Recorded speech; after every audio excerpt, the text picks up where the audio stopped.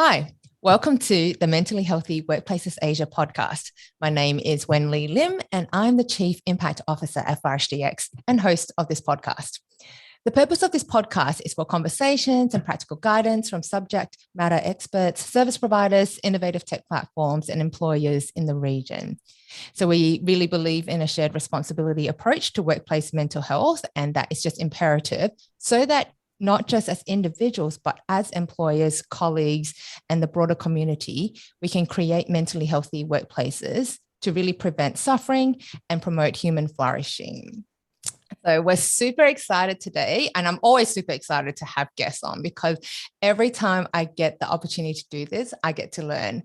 And today is not going to be anything different. So I'm really excited for the next 40 minutes. And we have today Christine Yeung, a psychologist and CEO and founder of Beyond Story, joining us. Hey, Christine. Hello, Wendy, and hello, everyone listening. It's such a pleasure to be here.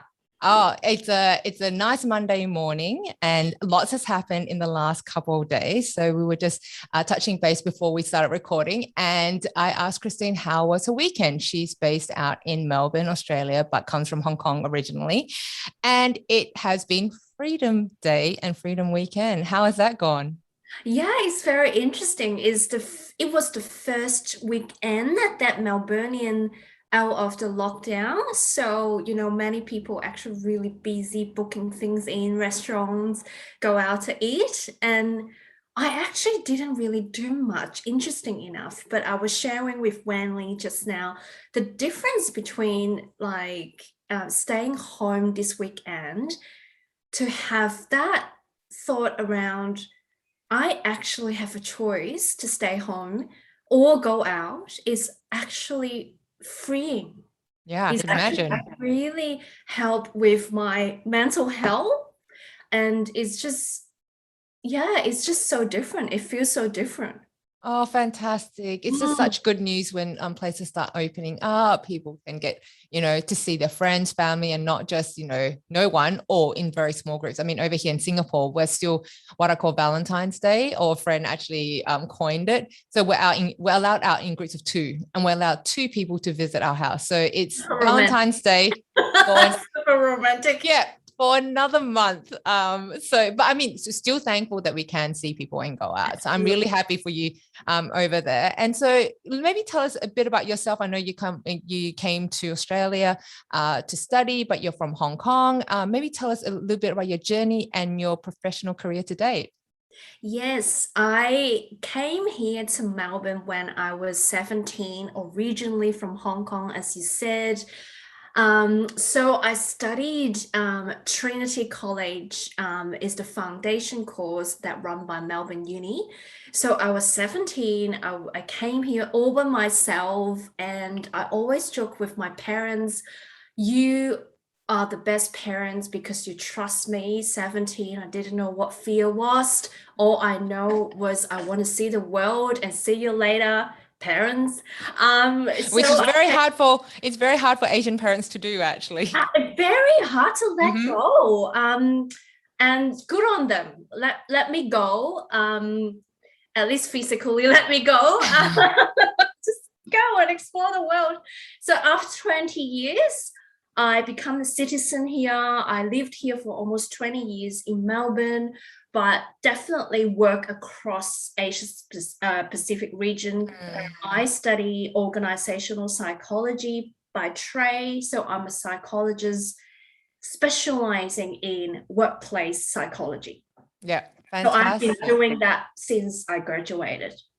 Oh, great. And Yeah. I mean, because Australia is so close to Asia, like that's the nearest neighbor. So it does make sense for a lot of businesses, whether you're headquartered in Asia, you have a presence in Australia, New Zealand, or like vice versa. So cool. Thank you for sharing that. And yes, it is very hard for Asian parents to part Very with their children. yes, Love that. And I love that you said physically part. Um, physical part. Yeah, yeah. Yeah. And so with your work across, and maybe if you can share a little bit more about your work and how and what you've done kind of out in Asia, but also what are your observations about mental health in the workplace across here? Yeah, so majority of my work, of course, work with Australian based organization, but they have heavily operation in Asia Pacific, such as Japan, China, and Hong Kong. So that's the three regions that I specifically work with clients. And even though they're headquartered in Australia, but locally they employ local Japanese, Asian, Chinese, and Cantonese in their company. So I work with these Australian organizations to focusing on boosting their employees and leaders' psychological fitness. What is that? Really is, think about it as physical fitness. So you need to have a strong body to fight against any flu and the pandemic, for example. Yeah. So psychological fitness is very similar. So it's really about preparing you to stay very strong psychologically when challenges or crises hit. You are strong when you deal with those crises. So I'm focusing on the mental health, wellness, and psychological areas with employees and leaders. So I do coaching programs and even work with human resources leaders to look at their workplaces. Are there anything we can do in the work practices to make sure that employees have a better connection with people and have, proper, rest during the work hours, things like that. So I do review their work processes. Yeah. As well. So that's my work. And I'm assuming that you have gotten much busier. I mean, this is such an area of focus for a lot of employers. And maybe what have you seen in terms of changes from, let's say rewind 2 years ago, and in the context of the Asian workplaces, rewind 2 years ago compared to now, has there been noticeable differences in terms of what you've observed in terms of conversations, or even just openness to talk about these things like mental health and psychological fitness? I think definitely the workforce in Asia is employees are more open to understand or try to understand what that is. So the priority, rather than let's talk about do, is very common, is busy. It's the culture in Asia, working culture is very busy. It's like everything happened at the same time. And it's just do. So, but there are, more organizational support in the area of mental health in Asia or raise awareness. So there are a lot of seminar happening, and I can see the turnout is actually more people attend. Yeah. And it's interesting because it does take a pandemic, a crisis, for people to really truly understand I actually need some help. And people can feel it. When we talk about mental health, we are not only talking about really mentally ill condition. We are talking about, just even average, to feel average and turn up to work. It takes a lot of energy out of you, right?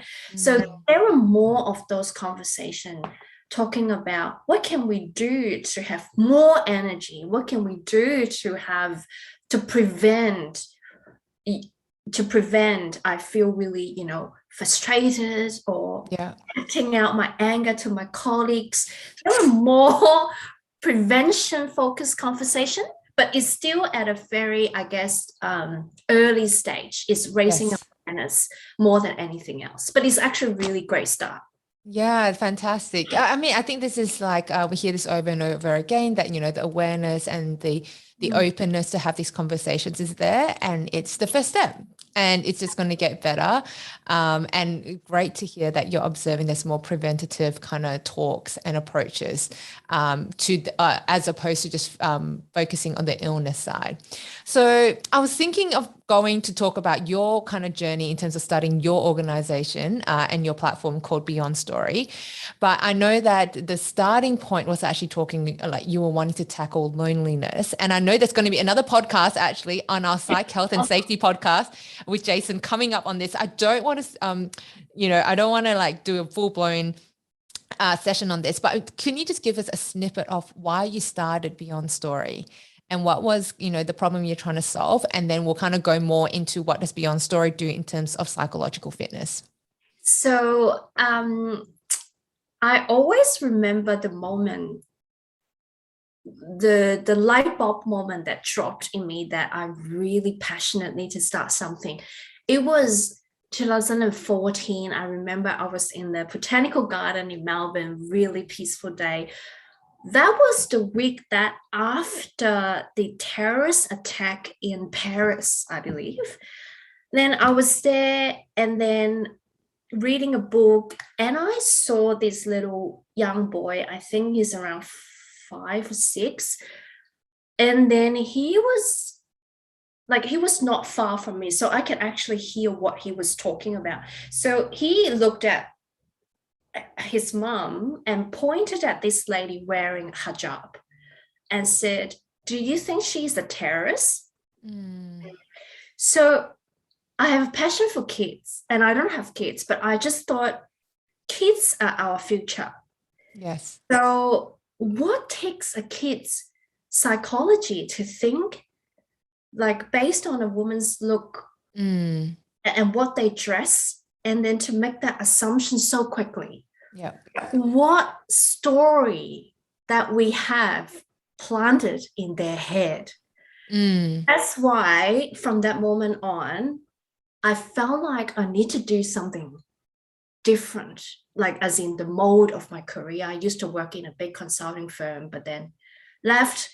Then what can I do differently? So yeah, and then I thought, Beyond Story, because we need to look beyond the socially constructed story to find who we really are.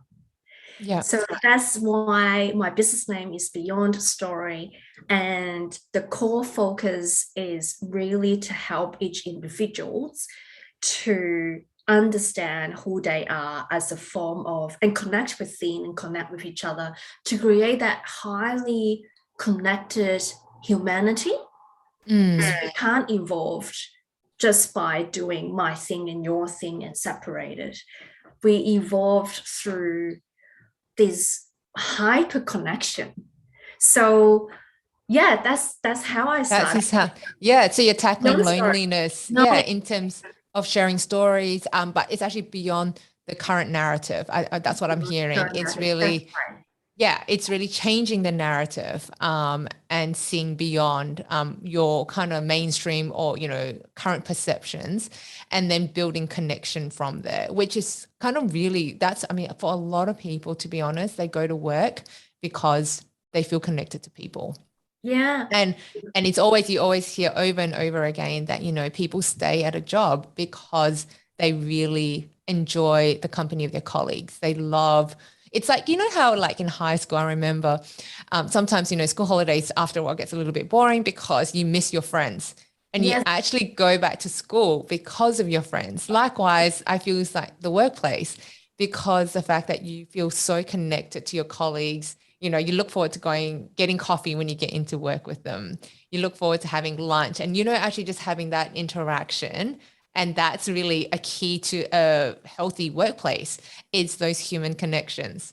Yeah, absolutely. And to connect with other people, like you form the identity that really make you feel really, I guess, part of the community, part of your family, part of something, is actually prevent you from feeling lonely if you are part of something. Yes. And particularly in the collectiveness culture, like, we are Asian, we know, like to be part of our community, part of the organization, to see what I do will contribute to the organizational success, or what I do will contribute to my family wealth and my kids' education. That's the best reward. ever get. And that's what I'm talking about the connection with people. Yes. It's really important to prevent to manage stress. Actually, family will help you. And of course, at times, family become the stress. But most of the time, if you're really connected, family will help you to regulate too. Yeah, fantastic. And I think that's where you said you started in terms of the loneliness aspect. And then building onto that, it's a psychological fitness. And actually, before this session, I mean, our listeners know that I am not from, I don't have a psychology degree. I'm not from this background. And so I'm sitting here listening and learning as much as our listeners. And so and then you kind of went into psychological fitness. I'm like, what is psychological fitness? And you've defined it. But how does your platform, Beyond Story, help with that and help organizations? So I'll start with the definition first. So technically what it is psychological fitness is a process for integration and optimization of your mental, meaning the way you think, emotional, meaning the way you feel and regulate your emotions, and behavioral capacity to achieve optimal performance. The max performance you can perform. And really then is through that to strengthen the resilience when facing stressful situations. So it's like, for example, it's really similar to physical fitness. Is, you go to gym and, you build your strong body. Then you notice when the winter season, for example, everyone gets cold or flu, you realized, I'm actually really lucky that I don't have it. It's actually not lucky. It's probably because all your hard work put beforehand. Yes. Vitamins, exercise, really sleeping well, all that is actually accumulative to boost your physical fitness, your immunity. Exactly the same for psychological fitness. Is like, I have this idea. So what I do is pretty much create psychological gym session. That's what I do with my clients, to really experiencing what does that mean by aware of your thinking. So I have exercise to help them to really tap into or guided questions to help them to really get into their own way of thinking, to really understand it, or to exercise, or I call it homework. I call it homework. After the session, they probably need to do journaling to really understanding their own thinking, or exercise around to identify which part of their anger is felt in the body. So things like that. So I create gym session for my clients. One-on-one in group. Yeah, and these are, just to clarify, these are corporates paying you to help their staff to basically improve their psychological fitness. Yeah, that's it. Why? Because there are a lot of team conflict if you not think clearly and just react to certain situation. There are a lot of blaming, pointing fingers. There are a lot of, that's normally when I was caught in, is where it's gone wrong. Yeah, where it's gone wrong, with the team not working, not listening, don't have patience, pointing fingers, have politics. And you wonder why, and is because the team doesn't really trust.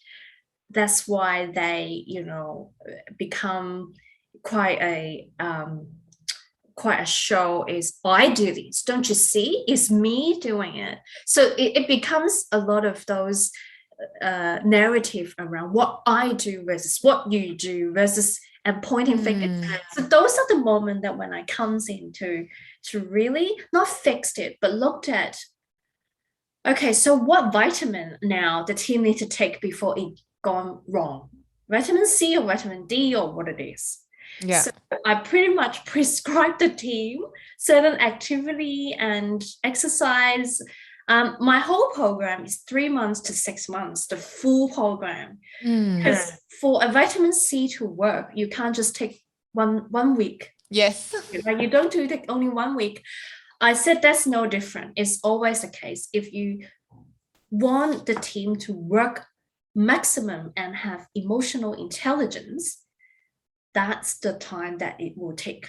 No matter how intense the program are developed, it does take effort for everyone to work on it. Yeah. Sorry, you go.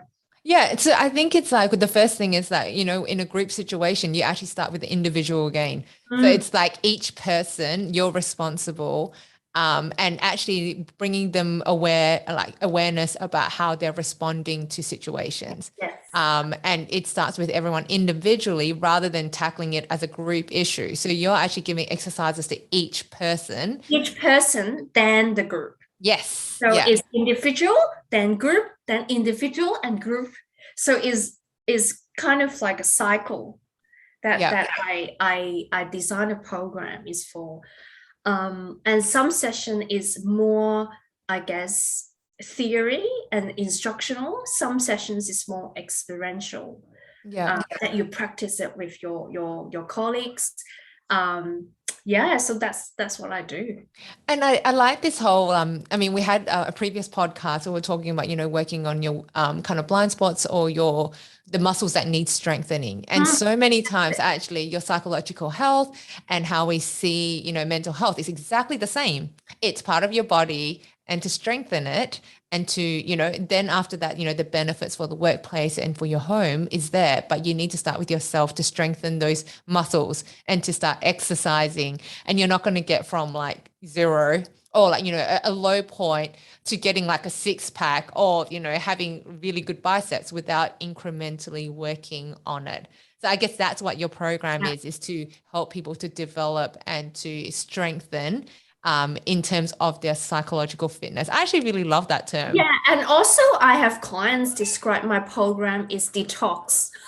It's reset detox, you know. Oh, detox. Yeah. Sorry, my cat. Because I think the Asian teams that I've worked with, I think that's applied for probably most of the workplace in Asia, I'd say, because it moves so quick.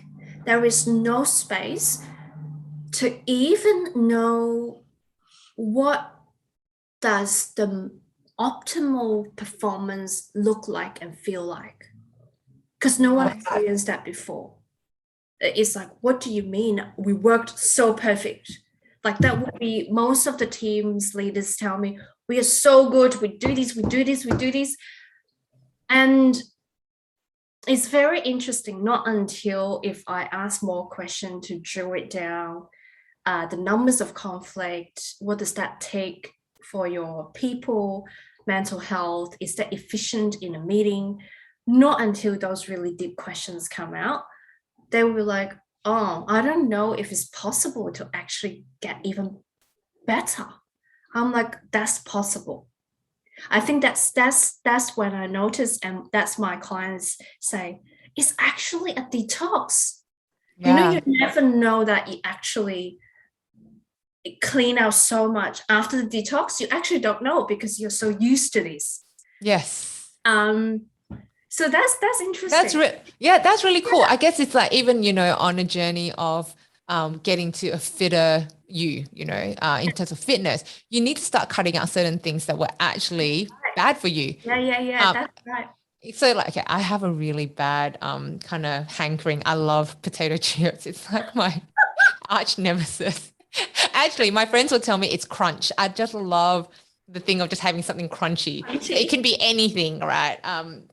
And so, but, in my journey to becoming a more, healthy me, I actually need to detox. I can eat it as a snack. I can eat it, once in a while.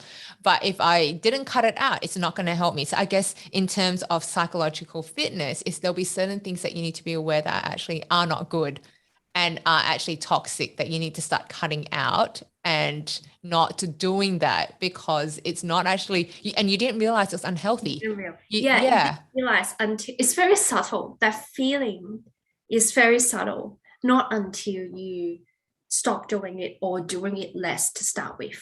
There was a great article actually that I had posted on my LinkedIn and written, I think it was today, online today in Singapore. And they were quoting a manager or someone in a team that used to work in another workplace where swearing and using F-bombs and all these things was normal.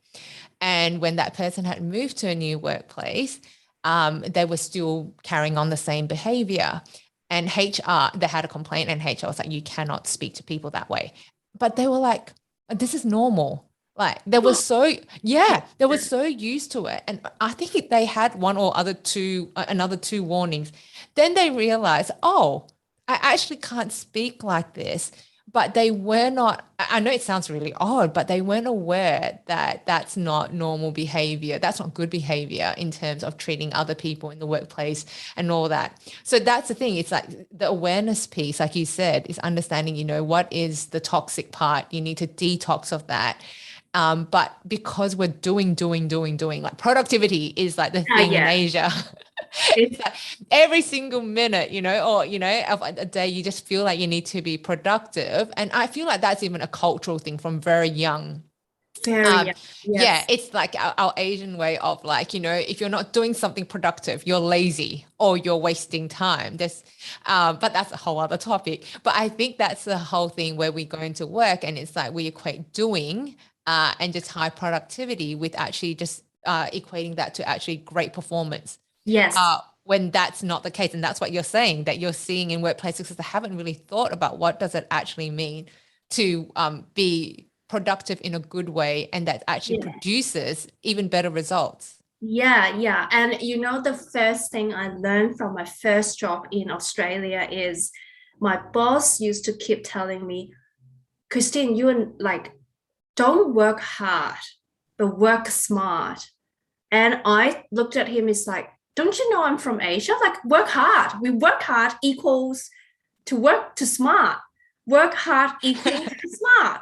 So it's only slowly that I really adapt, actually not change. I'm still really proud of what our culture bring to us is that productivity, right? But at the same time, I do practice working smart now is, sometimes I actually don't need to sit at my desk for full day. If I'm thinking sharp, I can finish everything in half day. Mm-hmm. Right? Yes. Then I'll do something else. So I think it's slowly changing my mentality. It's so funny because I was just sharing this story with a friend over the weekend. Oh, we are Asian, work hard equal to smart. Yep. But it's so different in here is, no, we work smart. We don't necessarily need to work hard. It's so interesting. It's a very different approach, but you're right in terms of just working smart and that requires actually things like rest. It needs, and just like breaks and just having there's so many studies on this, right? It's like there's an ultimate concentration kind of period. And before, after that, it's kind of like decline. It's the marginal returns and the marginal, the increase in productivity is actually, it reduces. But I guess and maybe it's kind of like from the kind of where the industrialization of Asia came from and all that is like, the number of hours of work because, it was machines and people sitting in factories and all that equates to output, like that's just, it was a simplistic kind of way of looking at it. But workplaces, have changed. And so, research and people studying and understanding it's changed. And so I guess we need to change with our times. But like you said, it's actually adapting as well. It's not forgetting everything and, going 180 but it's actually, okay, you know, we can work hard, but in a smart way. Yes, that's right. That's exactly right. Yeah. Well, I mean, it sounds like it's really interesting work. And I really look forward to the day where psychological fitness, and I guess resilience has been, like you said, resilience has been the word that's used a lot, which is really, really great. But, you know, sometimes when words are used too much, or, you know, like it loses not the meaning, but it kind of just like goes into your mind and out. But when a new kind of term or a new phrasing, you're like, oh, that's what it means. And and then it kind of, I feel like it goes into your head a little bit more. So I guess you're looking at getting really busy. And so how does your platform Beyond Story then helps in this and in a scalable way? So that's what I'm working on.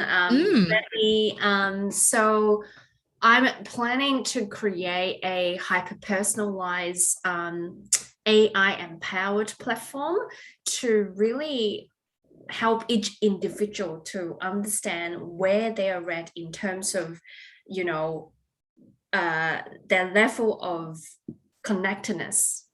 So meaning the platform will uniquely identify you. Okay, Christine, you are a female, you are living by yourself, you are a migrant in Melbourne. So it looked at all your demographic data and then to really calculate what's my risk factor and protective factors are when it comes to loneliness or disconnection. So it looks at, am I living in an area that I have access to park? So it's pretty looking at all determinants of your mental health, like individual, social, political determinants, environmental determinants, and then calculate precisely where you're at, and then to also precisely prescribe you non-medical interventions. Oh, sounds really. So I would say call out to anyone who's interested in this area. You can find Christine on LinkedIn. You guys can have conversations about this. Yeah, I'm looking for co-founding team members. Just rub it in. Co-founding teams, experts, and really believe in, you know, working with loneliness, meaning is, you know, solving it, meaning we are actually tackling the root cause of preventing a lot of mental health issues and even chronic diseases. So yeah, check me out. And how exciting. Yeah. Well, and I think all this, all the things that you're working on, I feel like a lot of people are probably aware of, like, you know, having their own mental health plan. So, I mean, I refer it to as that, is that, you know, if I'm feeling a little bit down or I'm not feeling myself, I know there's certain things that I have ready in my back pocket. You know, I love to dance. I love music, nature. But even just for me, I'll just, you know, take out my watercolors, and I love to, okay, it sounds like I like to do a lot of things. And I just realized I do. That's not the tool in your pocket. Yeah. My pocket is very big. I feel like actually Doraemon, you know, it's like like pulling out everything. But I know that the things that kind of like make me really happy again, happy and connected. I have a friend that immediately, you know, we'll reach out to each other if we're not in a good place, and we'll plan something that we'll just do on the spot. It's like, okay, I'll meet you here. And we kind of just get out of that. And so that's the kind of thing in terms of understanding your triggers, understanding what helps to build positive psychology, you know, what helps in your psychological fitness, and then going there. And I guess it's a period, I mean, it takes a while of self-reflection and awareness and all that. And I'm really happy that it's going to be put into a tech platform and make it accessible to other people, to lots of people. Yeah. Yes, finger crossed. I'm building it, working on it day in and day out.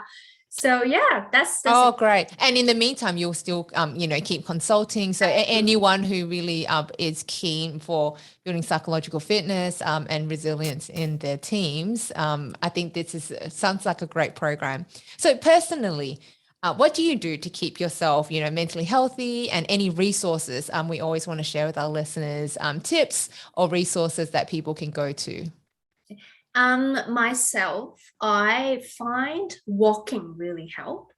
So walking and body movement. And to be very honest, this is this is the most exciting thing that for a long time Melburnian can do is have long walks. Okay, Yes. so if they have long walks, and very lucky, I live very near the ocean, so I can just walk along the ocean.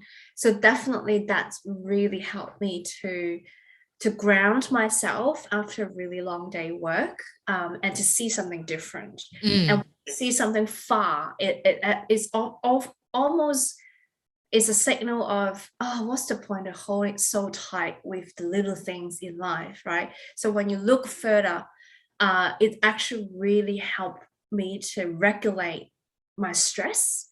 Yeah. Walking and seeing something really far, water or greens, and journaling really help. So when I get really, if my head is really full, like a lot of chatters talked so loud, many thoughts, I'll just write them down, like just write nonstop. It doesn't Yeah. need to be polished, just write nonstop. Then I'll stop when I feel like I finished. So I feel like I'm offloading a lot of stuff from my head. Yeah. And then when I revisit what I wrote, maybe the next day, I notice a lot of the thoughts are not at the moment are valid, but at the same time, when you look at it, but like reflect on those thoughts, that's really not rational. It's not, oh, that's interesting you think that way. Yeah. Person may not be thinking what you were thinking. You're going to be like, when you give some space to Yes. look at what you wrote, Yeah. then I realized definitely is valid at the point, I accepted this is how I felt on the spot. But after that, when I read it, is, oh, interesting. I think then I guess because you're so deep into it, but when you're able to stand back and have perspective, I think that's both actually for journaling and the fact that you walk and you want to see Yeah. far. It's Far. actually to put everything into perspective.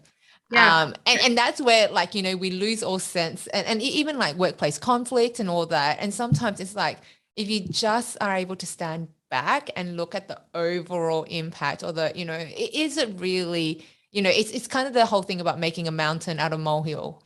It's not a big thing, or we weren't looking at it with a wider angle. And that's, journaling for you and walking for you allows you to do that. Yeah. And the key is you need to create space for it. So one thing, if one message that I can really share, and you need to remember, listener, and to give yourself permission to pause. I think that's really critical.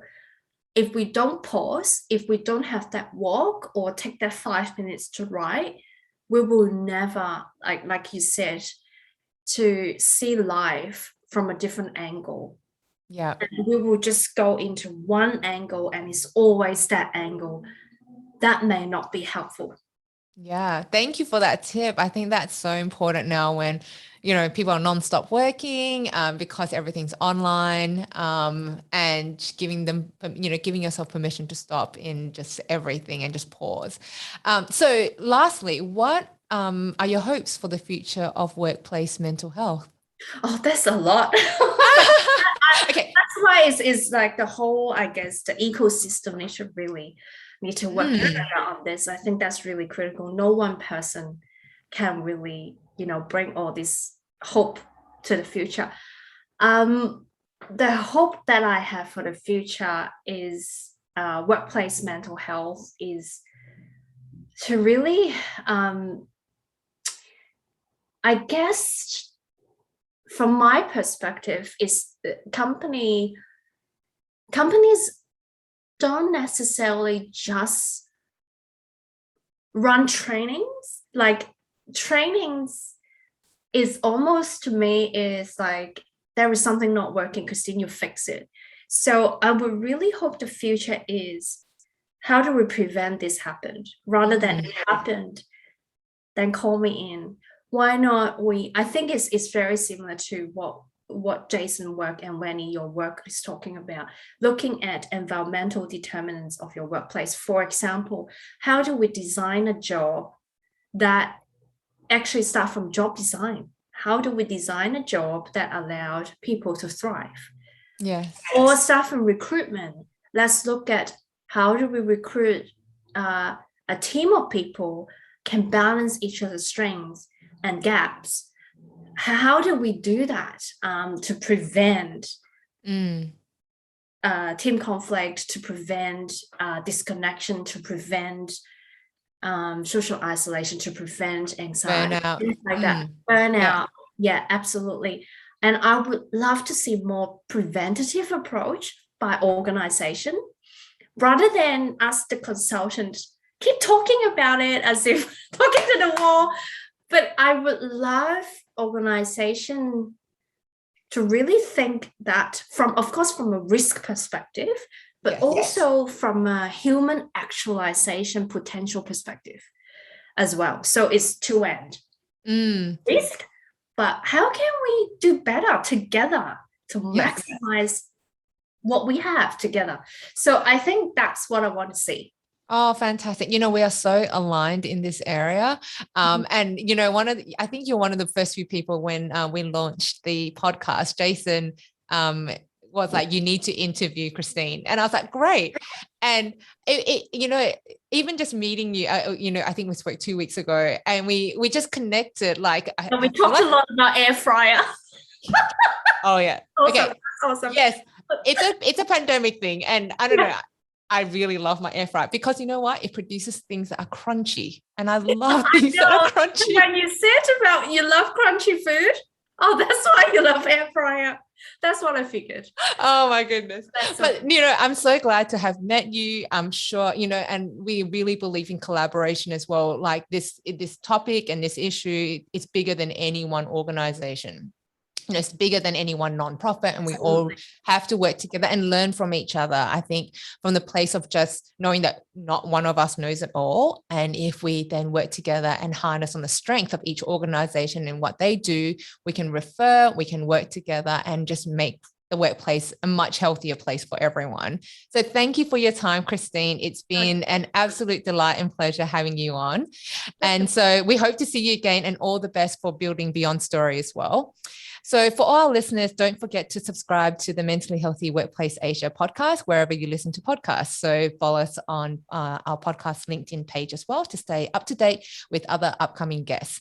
You can follow Flourish DX on LinkedIn if you'd like to see short clips of this conversation and other conversations. And you'll also find the video version of this podcast on Flourish DX's YouTube page. And of course, connect with myself on LinkedIn or Christine if you would like to continue the conversation. So wishing everyone a fantastic day, fantastic week, wherever you are, and we'll see you at the next episode. Take care.